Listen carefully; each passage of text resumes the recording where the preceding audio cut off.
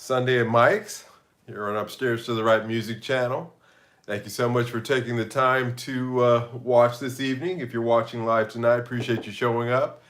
And if you're watching in the rerun, I appreciate you taking the time to do so as well. As usual, let me make a couple of adjustments here. My lighting. Yeah, that looks good. That's all right. Not as blinding as usual. So, how is everybody? Hope your week was good. I hope you've all been well since the last time we spoke. And yeah, I was watching. Hey, I'm so glad you had time. It worked out. Welcome, welcome. Thank you for showing up. I really do appreciate it. I was watching something on YouTube.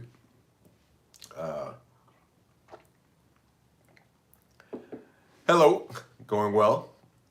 And a guy was talking about apparently, I'm not so hip with this because it's not a service that I would need or want. But there's a ring bell service. Hey Ben, welcome. I hope you're well as well. And he was talking about, and I remember this ring bell. It's like a door ringer that has a camera. But hey, greetings. And it has a camera built in. Apparently, it's a big thing in the States and here in Europe. And apparently, you would sign up, you'd pay for it, and it was serviced mostly on cloud-based services. And a lot of people were using it to monitor their pets and do things, monitor their homes, of course, things like that, their apartments. But in the middle of the night last week, they got a text that said that starting from that moment on, if they want to use some of the value added things that were the reason, quite frankly, why they signed up to the service in the first place, that they would have to sign up to this subscription service and it would cost them $10.99 a month. Sound familiar? And the minute I saw this guy talking about this, because he's actually he's more of a financial advice kind of guru type guy that I follow. But he brought this up. And his takeaway was pretty much, well, the same as the one that I had when we were talking about waves. Just as a reminder, Waves recently in the middle of basically over the course of a weekend told all of us Wave license holders, perpetual license holders, that was no longer a valid contract, and if we wanted to use our plugins, we would have to sign up to a subscription service that was $24.99. Now, there was an outcry. And they had to reverse that position. But when I went in to try to have access to my Waves licenses, they made it so convoluted in order to do that. And also were still asking for some money as well on things that I'd already paid for. I just gave up. And this thing with this ring bell service where in the middle of the night they were told that, hey, the stuff that we told you that you bought this for, that we would do included in the price, well, it's no longer included in the price. And if you want to have these services, it's going to cost you $10.99 a month. Getting back to the point that whoever was the owner of that ring bell system, they didn't own it. They didn't own it. Because in the middle of the night, somebody could, basically tell them, hey, guess what? In order to continue to use this, if you want to use this, it's something that you paid for, or, you see where I'm going with this. It's the same thing with Waves. It gets back to that you will own nothing kind of thing. And I'm starting tonight out talking about it because this is a guy who's in finance, completely different, has nothing to do with music thing, anything at all, and he's talking about a device that the story just plays out the same as the Wave story. So I guess, I'm starting out tonight just saying to you, I found that fascinating. I just found that frightening, actually. Because, it really, especially in the last 2 years, there's been an acceleration of, this kind of subscription, you will not own things kind of occurrences going on in a lot of different, if it, we're talking about computer software and, doorbells, you can imagine, TVs, hell, some refrigerators, some, whatever that, had features that were run by an app, because that's what it is, still software, that you really are at the mercy of the software holders. The hardware in itself may be useless. you know, if probably 50 cents to manufacture and you paid a lot more. Yeah, any digital media. The other day, yeah, I was gonna thank you, man. You guys are so. I love you guys. You guys are so on me. You know where I'm going with this. So the other day, um, I started thinking about Friday was a pretty big national holiday here in the Netherlands, um, Liberation Day, and the internet service was terrible. It was absolutely just god awful. And I'm kind of a little secret here. I'm kind of a Star Wars nerd. I have been since my parents took me to the Man's Chinese Theater in 1977 to see the first one. First movie. I've been hooked, and it was May the 4th. And if you're a Star Wars geek, that May the 4th is, generally a day that you do something Star Wars wise. And although I'm not happy with Disney Star Wars at all, to digress on my digression, I still like to watch something. And when I went to go play something off of Disney Plus, the streaming was just terrible. I couldn't watch it. It was unwatchable. It was that Solo movie, so it was unwatchable, even if the streaming was working. But that's a different subject. I hadn't seen it, and after I watched it, I was like, "Why did I watch that?" Anyway, I'm glad. I'm still. I should have waited a little longer. Anyway, and I didn't own. Yeah, I used to own video games. I used to own, the cartridges, and then I would own the CDs, and I used to own a lot of DVDs and things of that nature. And through moving, I had a lot of it stolen. I had all of my DVDs stolen from me. This move from Singapore here to the Netherlands. Uh, you can file a claim against that, but it's not going to replace those. And so I the only physical media that I have are the stuff that I download onto a hard disk, and then of course I can play that freely. But it's getting music. Where's there? When I was a kid, I had a cassette collection. And in my car when I started driving, the 16, 17, of course, you got your favorite cassette collection. AC/DC's Back in Black was one of the first cassettes I ever bought, because when I heard it in 1980 in Westwood, which is outside of Los Angeles, playing outside Tower Records, it was the first time I heard 1981, summer of 81, and it just blew me away. But anyway, all that physical media is gone. I don't have it. And we're really falling to the mercy of this situation. And I am going to purchase a record player, and there are so many record shops, vintage record, well, they're vintage now, but vintage record shops here in the Netherlands, certainly here in Amsterdam. And I'm slowly going to start to rebuild my record collection. One guitar versus 100. Interesting to me. Yeah, we'll get to that. We'll get to that. Just to wrap this up, this train of thought. But just dig that, guys. Really think about in your life how many physical, some of you guys are smart. A lot of you guys have physical record collections and CD collections. Um, again, in my case, one of the worst things about moving around is that things tend to, slip through the cracks.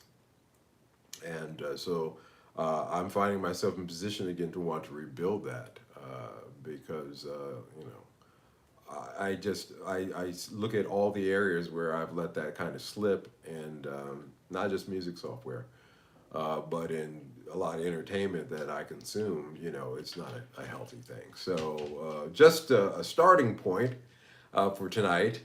Yeah, the main premise there about one guitar versus having, 100. You know, this week I really hold on. My cat opened my door here. Sorry, guys. Again, cat highway going through here. You know, I have never. Let me back up. I've never really had more than one guitar at once. I always took the Jesse Johnson approach to things. Jesse Johnson was and is a guitar player who played in the Prince band, The Time. Prince, kind of produced band, The Time. If you're familiar with them, he was a guitar player for a long time. Played on a lot of stuff. The Wah Wah guitar on Prince's 1999 album or song, the song 1990, the Wah Wah Wah Wah Wah Wah. That's Jesse Johnson playing those parts. And he was being interviewed. Hey, Mickey, good evening. Good to see you, sir. He was being interviewed, and he said, I'm not a guitar collector. He says, I have one guitar. He has a 1997 Strat, Fender Strat, basically off the wall kind of thing that he bought. Now he has a luthier that keeps it up really well. So he has that one guitar, but he takes really good care of it. And his output board is a Line 6 pod. And that's what he uses. Now this is a guy who has played on a lot of hit records. Without question, not just with Prince, but a lot of folks he's played on. And he never felt the need to have more than, he never had a guitar collection. And when he wore his last Strat out, the one that he played, I guess, through the late 70s, 80s, and 90s, he bought himself a new one. And that's the one he's been playing. And I admire that. I admire that about him a lot. Not just that he's a seminal, guitar player in music history, without any question.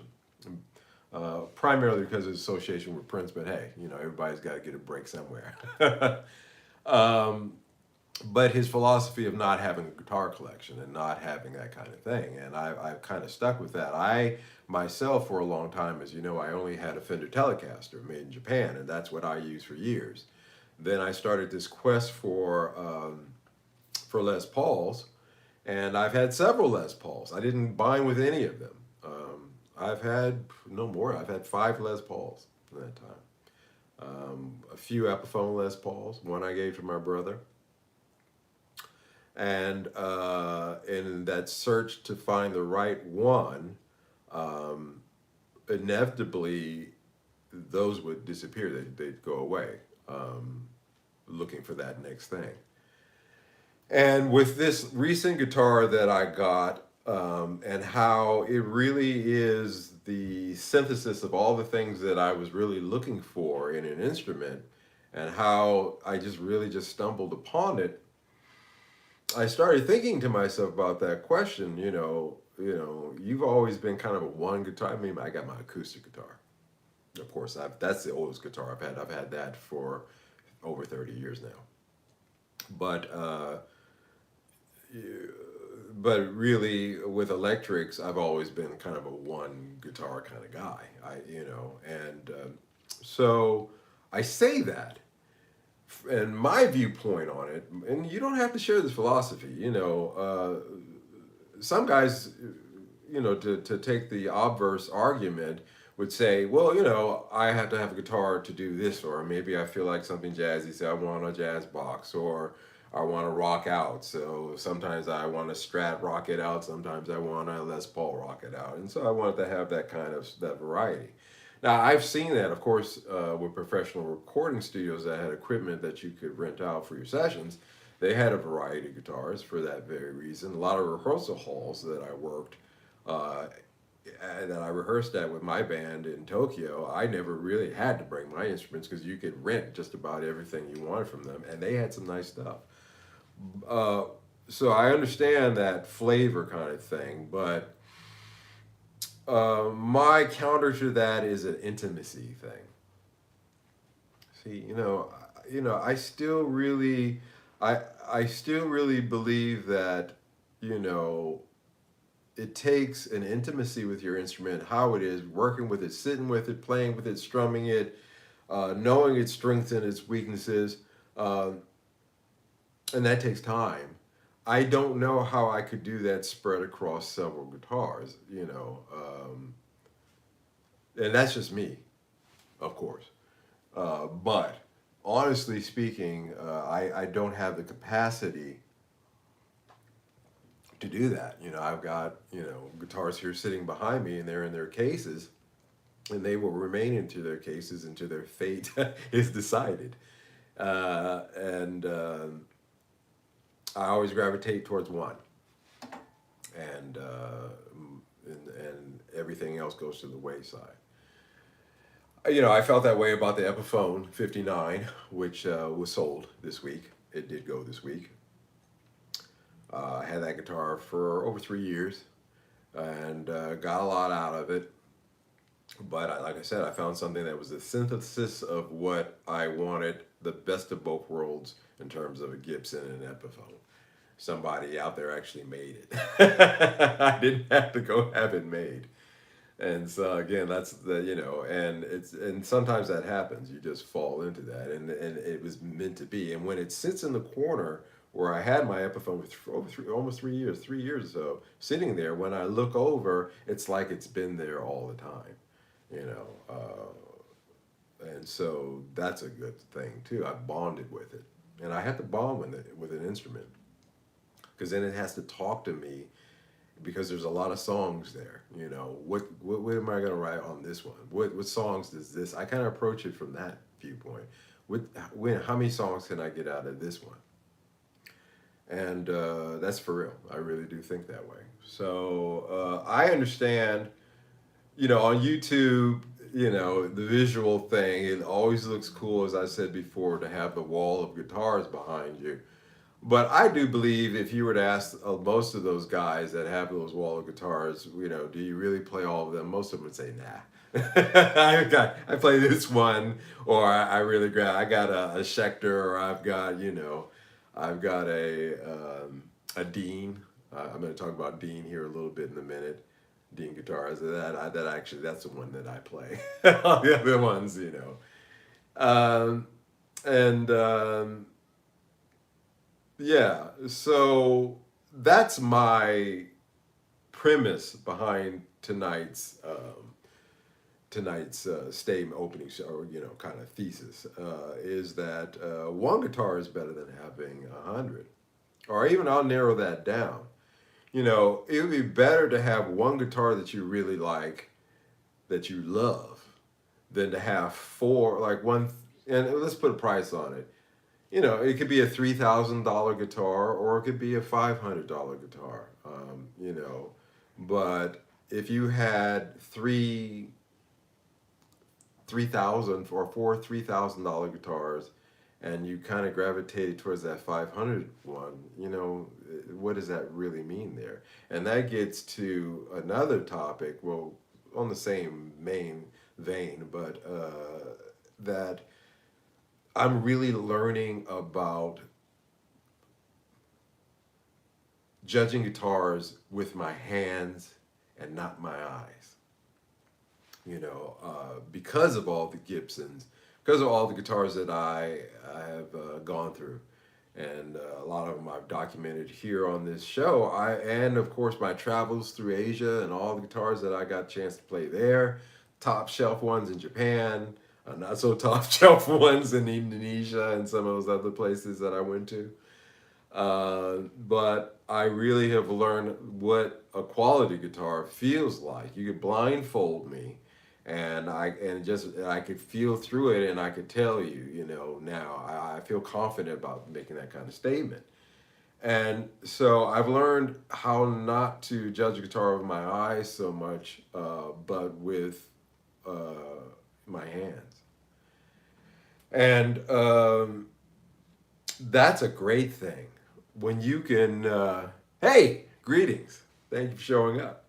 When you can start to get to that point where you can divorce yourself away from the headstock, when you can divorce yourself away from the rock and roll nostalgia of it, and really just dig into it. Hey, this is going to be mine. This is something that's going to be me. I may make something of this where somebody down the line wants this, So let me approach it like that. I think that when you stop looking with your eyes and you start looking with, playing, feeling with your hands, looking with your hands, I think that you're in a much better place because it'll free you from a lot of the dogma that we find ourselves, daily, routinely bombarded with, through, rock and roll, hype machine, the sales hype machine. And so, I came to that conclusion that if I had one guitar, regardless of the price, that feels good to me, if even I had more expensive guitars, I would let those go because this is the one. I'm not looking at it as price. I'm not looking at what's on the headstock. I'm looking at how it feels and how it plays now. And that may even save you a lot of money down the road. Most pro guys, the Neil Schoens, the Slashes, the top level guys out there, they are not playing off the rack Gibsons. They're not even playing custom shop Gibsons. A lot of those guys are having private builders make them replicas. So what does that tell you?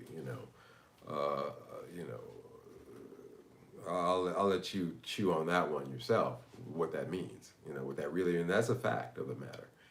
So, for you, for yourself, don't get caught into it has to be a Fender, it has to be a Gibson, Not even now for me, it has to be an Epiphone, it's got to be whatever feels good in your hands, and so you could have 100 guitars, but if you got one that is the one you gravitate towards, that's the one you're going to gravitate towards. And it goes across the board because every time you'll get, of course, those few guys, well, I like playing mine as equally as I like playing this one, but that's a rare bird. Most guys will say, yeah, I've got this and I've got this, but I really gravitate towards this. And I'm sure a lot of you out there are, of the same mindset. You may have a room full of guitars, or you may just have one, but those are the ones, or that's the one that it pulls you, it draws you in. There's a little bit of voodoo to this. There's a little bit of black magic to this. I'll be honest with you, and I'm being literal. There's a little something between you and a piece of wood. Okay, let me rephrase that. There's something between you and an instrument that'll draw you in and will speak to you. And that's just a fact, man, so that's why I came to that conclusion. I came to that conclusion that I'd rather have one that I really like. I've always been that way, so it's not really hard for me, as opposed to having 4 or 5 that I like but I don't love. And so you can take that as you will, but this speaks again to rule number 1. I'm good, because with that kind of mindset, you'll find yourself good. I have around 13 basses. I have short, medium, some of them with round, some rather feather. I have different feels a month. Yeah, and I understand. Again, I was alluding to a cat like you. You've got them all, and they all do a different thing, and I can respect that. But what I'm saying is, if you is there, but of all of those, if you really thought about it, is there one that you find yourself picking up a little bit more than the other 13? Just a general course, not because the specific track calls for a fretless or like that. And you may find there is one or two that I prefer over the others. Not saying it's wrong to have the others. And there's a need in your case. Like I said, in studio cases or studio musicians, there's a need for that.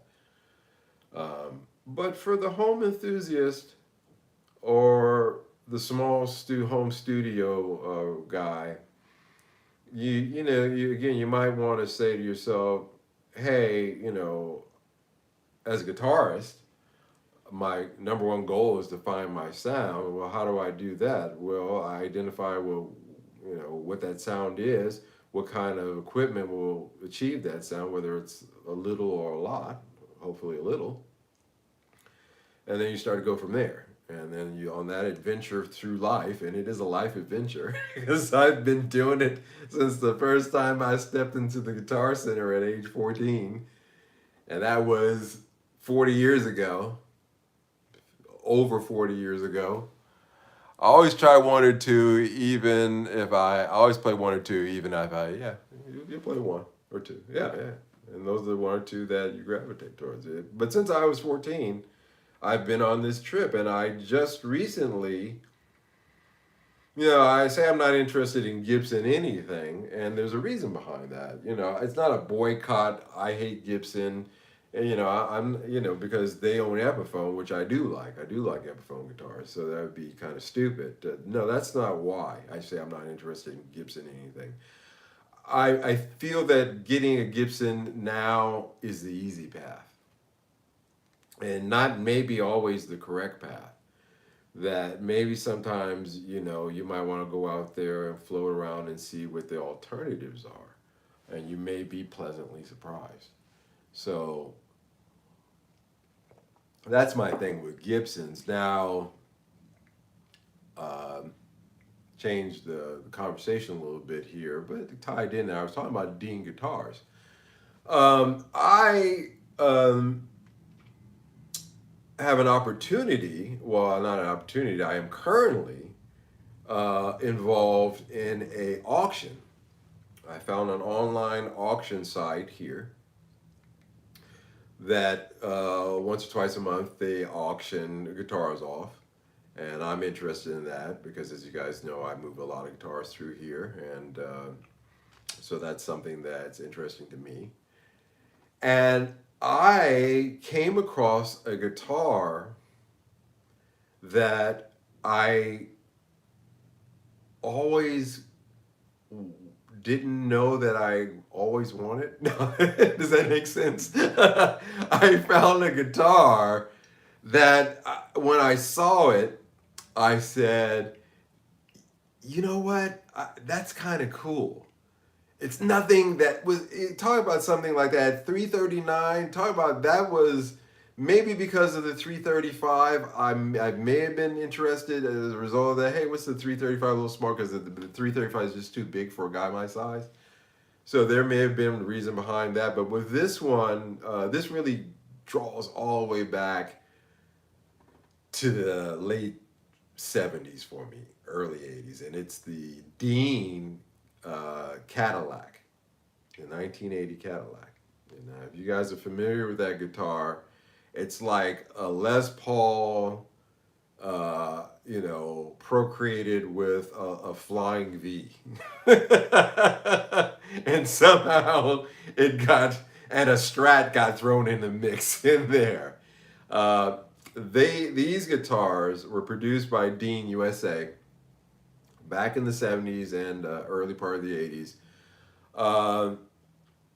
Who played it? So the Cars. So if you think of Rick Ocasek, if you think of the other guitar player, I always say his name, but for some reason right now I'm drawing blanks. It's late. you'll forgive me. Um, they played these Dean and one of Cadillac guitars. Really cool things for me, but from a looks wise, the headstock, because the headstock is really literally a flying V.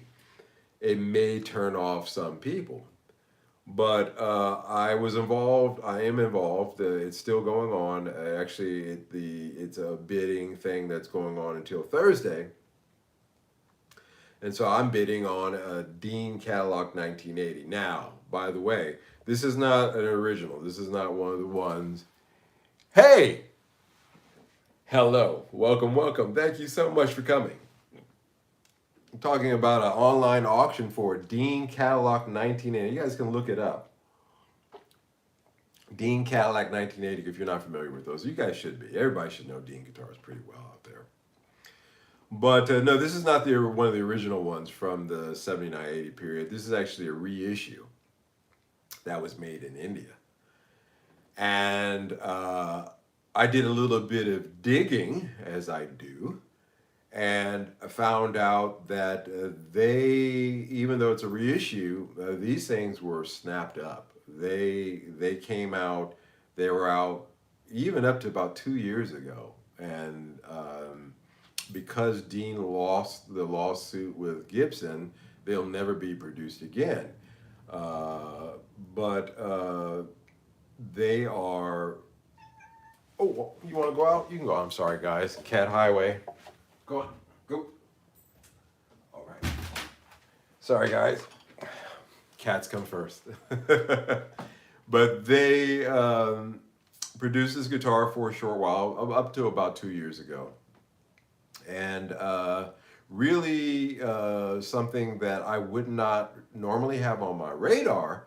But the truth of the matter is, it's actually something that is pretty rare now. It's getting rarer and harder to find. And those are the ones that always interest me. So I got a bid in. Those guitars, when they came out, when they were available, were about, just hopping on before tonight's jam. Hey man, I appreciate you showing up before your jam session. If I don't say it before you go, have a good one on that. They're pretty rare in that regard because, again, like I said, they're not going to be produced anymore, and most Dean fans have snapped them up. It was to be exact, for you guys to know, the cost when it came out was about $589. Came out as the Dean Cadillac 1980 Classic Series, so you can look that up. And so, yeah, there may be a Dean Cadillac 1980. Now, because if you go on Reverb, you can go on eBay, you'll find the old listings for them, but you will be hard pressed to find very many new listings, very far and few in between. It's another one of those ones that, once guys got them, they're hardcore Dean guitar fans and they keep them in their collection. Now, I always liked it because I always dug the Cars. As you know, you guys, I'm a big Cars fan. I have been since their first record came out. My brother bought it, and I heard it and just fell in love with that band. But yeah, I didn't know that I was interested until I saw it. I was like, holy crap, that's one of those guitars that the Cars used to play back in the day at Dean. So I got a bid on it. We'll see. I know what its value. So $589 new. It's not available anymore. They're not even really out there. Scalpers aren't even really scalping them. So I know how much I'm willing to pay for it. Generally, I won't go more than 40% of its retail value. Just so that's my usual formula when I look at things like that. So my bid will be according. I will bid accordingly. But that may come through, guys. And again, that's only because, well, again, like I said, it's an auction. Even with the auction fees, free shipping on it, which really helps. But there is a 9% auction fee on that. Just round that up to 10%. And even with that, I have a bid in mind. So we'll see what happens. This Thursday is when the auction ends. I know there's a lot of what's it, snipers sniping. So they wait until the last 5 minutes and then they put in a bid. So I have to sit there, at least when in the last half hour of the bid, to really decide if it's something I want, and see if there's any snipers. Is that the word? I think that's the word. I learned that from the Big Bang Theory from Howard. So I'll have to count on the writers of that show knowing what they're talking about. Yeah, so yeah, that's coming up, guys. That's for real. That's something that I didn't expect. And again, it gets back to uh, with me. It's not something that I'm serious about. It's not going to take the place of the guitar that I just got, obviously, but it is exploring something. So even in myself, I'm going to explore things, but I'm really actually only going to be kind of beholden to one guitar. And, that's just kind of my kind of thing. And I had to tune things around. Like I spent Friday night, since the internet was down. I said, well, I can't watch anything, so I might as well do the right thing and come in here and practice. And I tuned my board to that guitar so that when I plug that in, they talk to each other in a tone that it's what I'm looking for. So, and I wouldn't want to have to then plug in a Telecaster and then, do that and then plug in a Strat, then have to work out how to make that sound right, because none of those are going to sound the same way, even plugged into the same chain. It's just, for me, I'm not writing as much anymore either. So it's really now becoming more of a pleasure kind of thing. So, one guitar would do. Late to the party, how about I get rid of my amps and go to Boss, Boss pedals? And, well,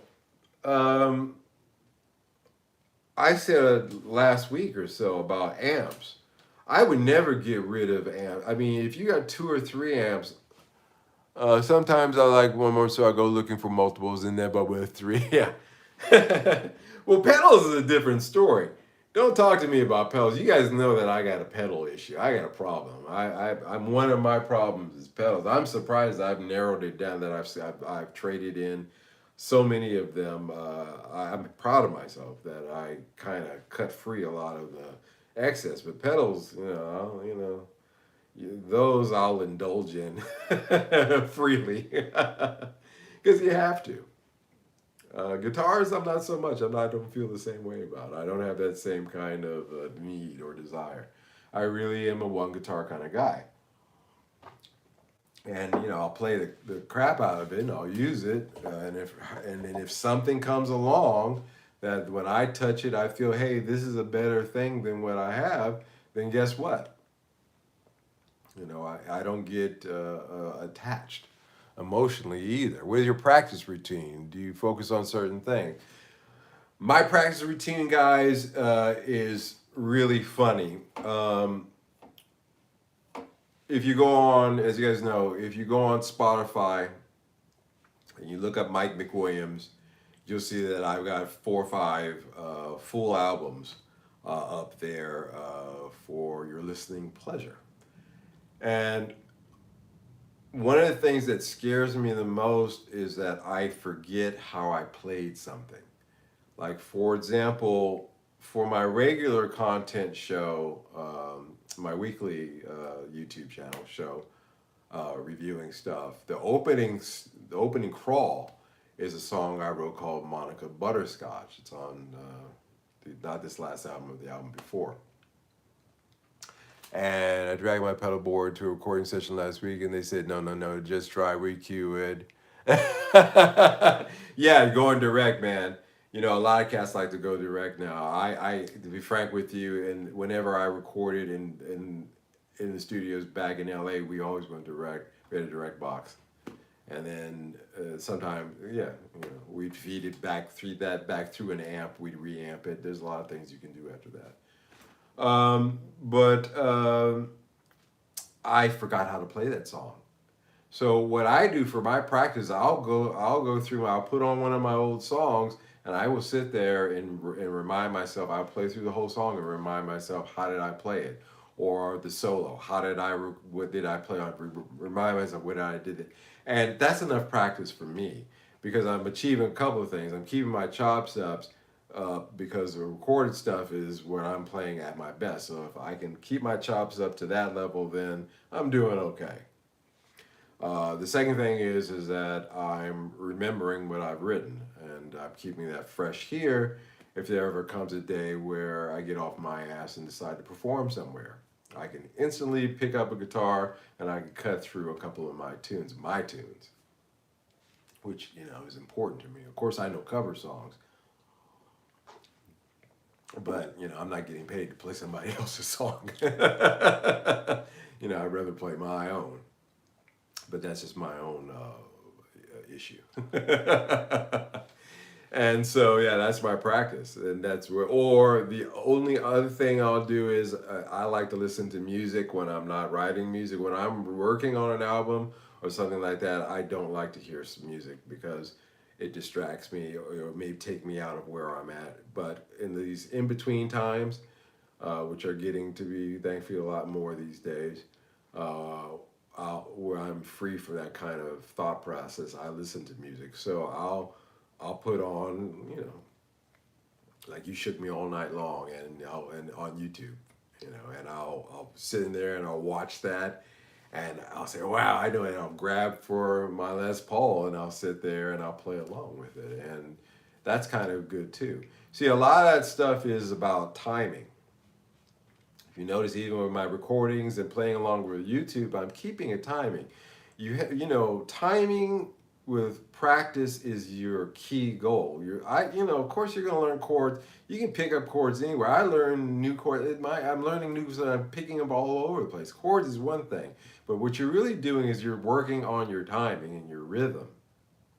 You can be a mediocre player, and believe me, I am. But I've got great timing.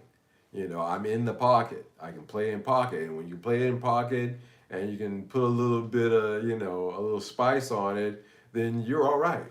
And so what you're always doing, constantly is doing, is keeping your timing chops up. When I played live on stage in Japan with my band, I didn't tap my foot. To keep time, I tap, and this is an old trick, an old musician trick, Miles Davis trick, is I tap time with my big toe inside my shoe. So I'm standing there and I'm playing and I'm looking cool and I'm doing all that, but secretly inside my boot I'm tapping time, with the drummer and keeping that focus, letting that flow through me. Let the force flow through you. Told you guys I was a Star Wars nerd. And letting that vibe, when you're playing live, letting the drums and letting that is what you're rooted in, which is why there's so many times when I've gone to see bands and the drummer was out of pocket. There was one jazz drummer I saw. I was in a nightclub bar at the top floor of a really swanky hotel in Bangkok, and listening to this jazz band. And the drummer was so behind the pocket that I was literally physically leaning back in the couch. I was leaning back because it literally made me lean back because he was so behind the pocket. I was like, wow, that dude is, and it bothers me. And so you should be bothered as well.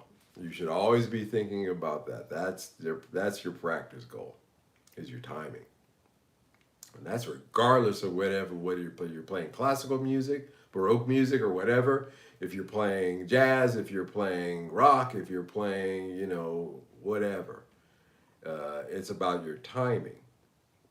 And again, first rule about find yourself a great drummer. That is absolutely correct. I had two drummers with my Japanese band. My number one drummer, he had his own band. Actually, interesting enough, with the bass player, which is the reason why I hired the two of them together, because I knew that they had played together for years. and they knew each other. When you got a rhythm section that's tight like that, it's all gravy from there. And you rehearse. Once you hit the stage, you can have fun. Actually, you can actually have fun with it when you got a good drummer. And I had to replace him for a gig with another drummer, and he was a good drummer. Um, if you look at my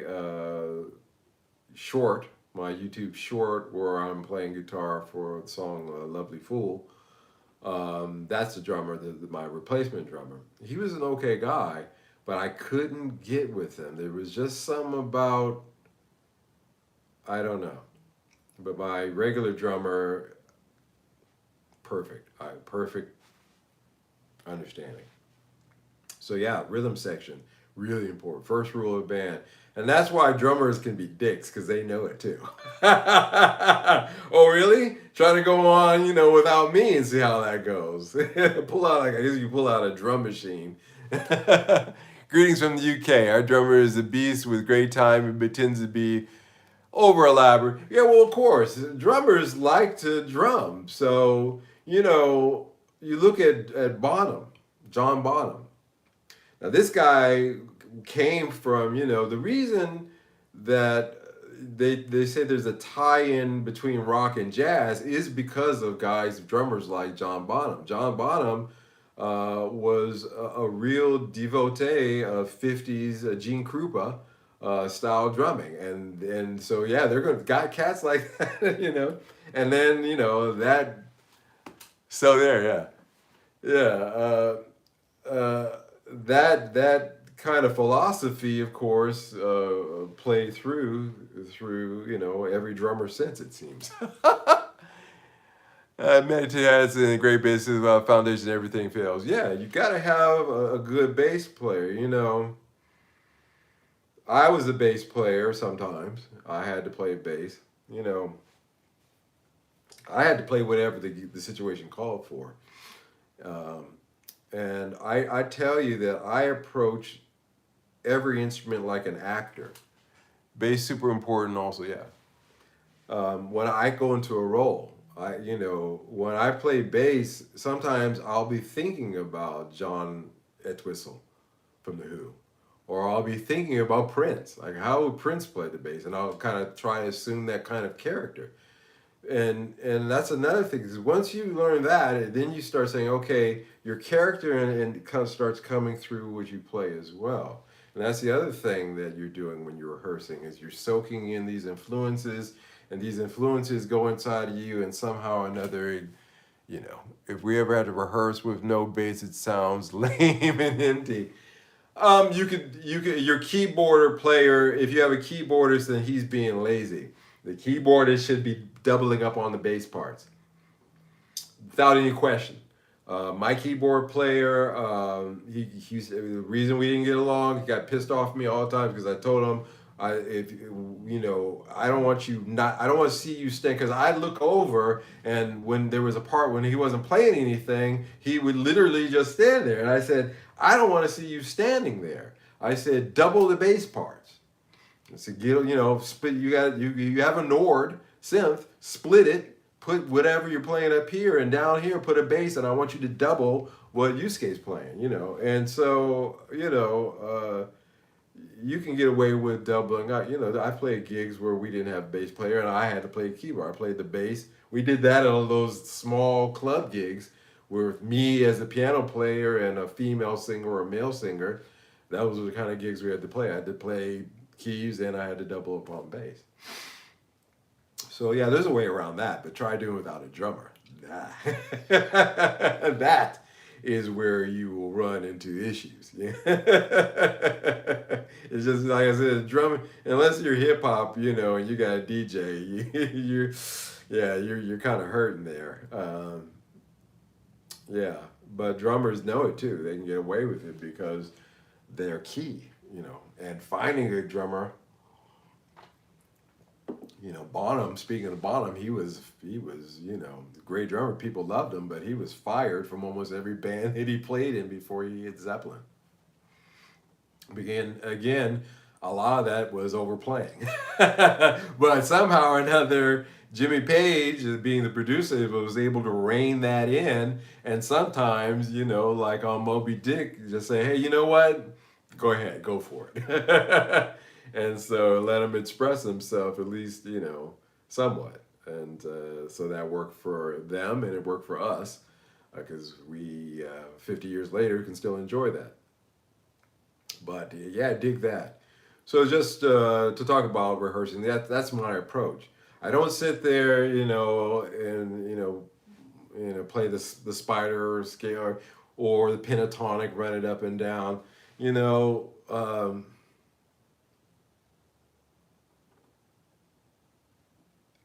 you should know the pentatonic scale. I mean, you should at least inherently hear it or have an idea. So the need to rehearse to practice. You're gonna play it anyway. We can't fire him. He's the best I played before. Yeah, there you go. And that's where you're stuck.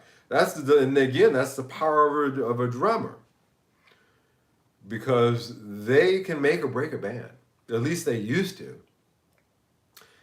Drummer, your rhythm section. Of course, a good guitarist is the sauce, the secret sauce. But if you've got a tight rhythm section, again, like I said, a mediocre guitar player will just be the sauce on top of that, and it'll all sound great. It all somehow come together and just sound really good. But when you're practicing for yourself alone, you should be practicing always. If you're a gigging band and you're playing, you should always be practicing your music so that when you hit the stage, you're not rehearsing on stage in front of an audience. You're performing, and when you're performing, you should know it without even close your eyes. You should know where everybody should be during the set, depending upon the song, where they should be, and all that. You should have all that worked out so that when you do hit the stage, then you're free. You're free to just. You could even change it up. I could look over at Tanaru, my bass player Tanaru, and I could say to him, I could just look at him, and then we could change it up. He knows that means, hey, let's play with this, and that's kind of where you want to get to. Doesn't always happen. When it does happen, it's magic, and the audience knows it too, and they'll respond. I've had a few shows that afterwards I knew that we killed it, and it's because of that. So there's that. Prince. I keep talking about Prince. I keep talking about him, guys, because I really feel as though we lost something really that you're not going to see. There's a lot of cats out there. We lost Gordon Lightfoot here recently. Just a song. Everybody knows a Gordon Lightfoot song. If you don't, then you need to look up Gordon Lightfoot on YouTube. Everybody knows one of his tracks. But he was of that old singer-songwriter set like Joni Mitchell and Cosby, Stills, Nash and Young, things like that. Prince was something else, man. He was something else. But, I talk about him and I mention him, because he chastised his band members once. They were getting ready to go out and hit the stage, and one of the guys said, "Good luck." And he looked up and said, "Good luck, what are you talking about? Good luck has nothing to do with this. We rehearsed. We're ready. Let's do it." So that's not uncommon. That's when you play in professional, when you get at that level, that is the viewpoint of just about, hey, we rehearsed this. Let's just do it. And it frees you up. That's all I'm saying. I'm sorry if I drug on too long about that subject, but it was actually a very good question to ask about how do I practice. And, I jam just like everybody else, And if it's not the guitar, I'll reach over here and grab this bass guitar and I'll start playing that because, that's something too that I want to keep my chops up on. Yeah, guys, so dig those subjects tonight. I'm merely expressing my viewpoint on these things, and take it with a grain of salt, obviously. The wise man seeks counsel from many sources. So, and if two or three of those sources agree with each other, then you got yourself a pretty good consensus there on something. So you should always have that kind of mindset. And so I will sit here and give my viewpoint based upon my, experience in these things. And it's not a small amount of experience, but it is my own, and it is my own viewpoints. So I try to present them to you so that you can kind of see where I'm coming from. Again, I only talk about things that I'm interested in, and just like with guitars, I only really review or get into guitars that I'm interested in as well. Um, I think we've got our Les Paul sorted out for at least another few years until something else comes along, the next one, so we can start focusing on things like the Deans and the Flying V's. I'm looking to get a Flying V to come in through here. I'm looking at all this weird shit that I never, excuse me, that I never would ordinarily get, but I have the opportunity now to kind of explore them and look at them and share that experience with you. So, but again, they're not going to be, and I don't, unless something comes along just completely, you know, shocks me. None of them is going to be my main guitar or the one that I'm going to be using or practicing or recording with. No, that's that new Vox Humana Les Paul. That's the one. But these other ones are going to be an interesting look at some of the things that I've always wanted to try out and find out and dig into. So you're kind of along that journey with me. I would love to hear your views on PRS Guitars, Mike. Have you ever had any? Would you buy one? That's a great question too, since we're talking about guitars. We have a few more minutes here. Back in the 1990s, PRS was eating Gibson's lunch. One of the reasons Gibson was going out of business and having a hard time is because PRS was producing a superior product, better woods, better construction, less issues with the binding and things of that nature. And I saw my first PRS Santana model at the guitar. What was that? God, what was the name of that? West LA Music, which was on Santa Monica Boulevard. It's gone now, went out of business. But I saw one hanging on the wall, and this was 1993, 2 or so, 91, 92, 93. And I fell in love with it. Oh God, I said to myself, the 20 whatever it was, but it was the Santana model. It was the one that he played. I believe he used it for his that album that he won the Grammy for, Superstition or whatever that was, or whatever that album was. It was a beautiful guitar, and I always was desirous of getting a PRS. Now fast forward, they started expanding their line out. They started producing them in other countries, lower cost lines and things of that nature, kind of like, with Gibson and Epiphone. And to me, when I picked one up the very last time, from that first time I picked one up in the early 90s to this last time I picked one up, I believe the Santana model was the first, yeah, it was. Yeah, so that's my experience, is that first. And it was not a cheap guitar. At that time, that was an aspirational guitar. It may have been, $13, $14, whatever, $100, but at that time, $1,300, $1,400 was a lot of money. It was actually real money. It wasn't, trying to make a dollar out of 15 cents kind of thing, like we have now. But it's just a gorgeous thing. And then when I check out the latest models, none of them really have that gravitas. I always talk about gravitas. And the thought of that, guys, if it's that stuck with me for 30 plus years, how awesome of an instrument that PRS Santana model was, that's where I'm kind of with them. I'm like, wow, I'm not interested in the ones they have now. I'm not interested in the import models. and they sound different than if for those out there who aren't familiar with it, PRSs do not sound like Les Pauls. They're not really a substitute. You can't substitute one for the other. They both have their own distinct sounds because of the design and the wood, things of that nature, scale length. But so they're not comparable really in that way. It's just like a Strat. PRS has a different sound to a Les Paul that like a Strat has a different sound to a Les Paul. So there's that. You have to be into that sound, which I am into. I like the tone of it, but I just haven't come across one as cool as that very first one that I touched all those years ago. And so I haven't really, so it's a lukewarm, I guess, kind of view towards it right now. Um, but if one comes across that's something that I feel makes sense and that I can review and ultimately move on, and it makes sense financially, then sure, I'll take a look at that.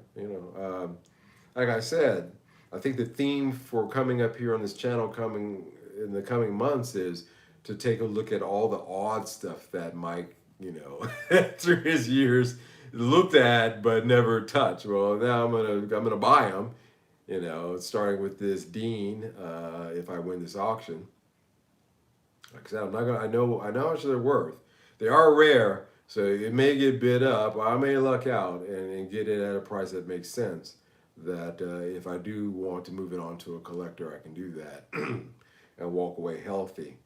But I am going to look at some of the oddities out there this year. I'm going to look at some. I decided this year I'm going to look at some of the stuff because life is short. you know.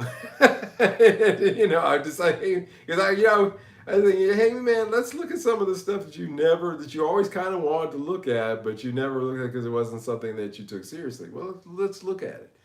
So you guys are in for that ride. I'm sure you'll find it, and we'll do a deep dive into the psyche of Mike and my childhood desires, my adolescent desires that I was never able to fulfill. But isn't that what this age is about when you get into your 50s? Fulfilling your adolescent desires. Is this my midlife crisis? Is it playing out on YouTube? Anyway, so yeah, we've got that coming up. I have no idea what I'm going to film for this week. I appreciate you guys taking a look at the last video regarding how I put together my ampless pedal rig. I have no idea what I'm going to talk about this week. I'm sure it'll be something interesting. I'll dig out of the corners. I was a little busy yesterday, which was my usual filming day. So I wasn't able to sit down and do anything like that, but I sure got to come up with something, take a couple hours tomorrow morning and do it. I say indulge. Yeah, this is indulging, but again, it's with the I'm good kind of thing. I'm good in terms of my core guitar. That Vox Humana is a guitar that you will see me playing on the channel. When I demo things, or there was rare occasions when I do sound demos, you'll see me playing the Vox Humana.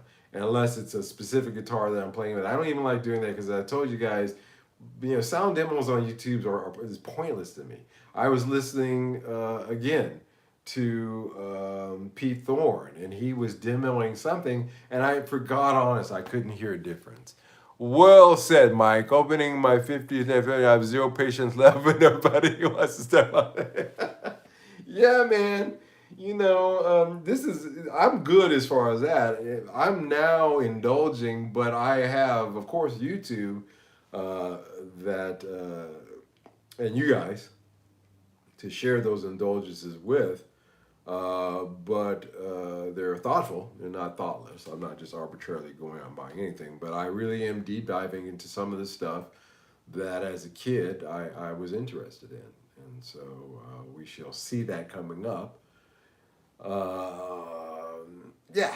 All right. We'll call it quits. Call it evening here. I want to thank you guys for taking the time to come and show up tonight and join in on the discussion. I see 12 of you out there and I see 8 likes. I think we have to indulge because life's short and we should be. Well, yeah, it's not a gluttony kind of indulge. You know, let's not get all Rome on it. You know, let's not get into Roman orgy territory. No, it's nothing like that. It's about the few things. I've always been the catch and release type of guitarist and search. Yeah, me too. I'm a catch and release. Hey, thanks, Ben. I'm a catch and release kind of guy. Except for I caught one and I'm trying to decide if I'm going to wall mount it. Looks like for now I will. But no, let's not. We're not indulging for overindulgence sake. No, no, no, no, no, no, no, no, no, no. We're indulging on those things that we want to, and we can share it. Hey guys, thank you so much for tuning in this week and listening to my rantings and ramblings. I hope I enlightened you on some things. I hope I gave you something to take away, because that's really what I'm doing it for. I'm sharing my thoughts because, again, like I said, I want to give you something to chew on. On that whole "you shall own nothing" thing, again, look at your situation and kind of look around you and say, hey, wait a minute, am I beholden to something here? But other than that, take care of yourselves, be good to each other, and catch and release. That's yeah, catch and release. Be that catch and release guy, or even not. If you're a collector, more power to you too. You guys take care. I will see you this same time, same bad channel next week. And until then, just be good to yourselves, and I will talk to you. Bye bye.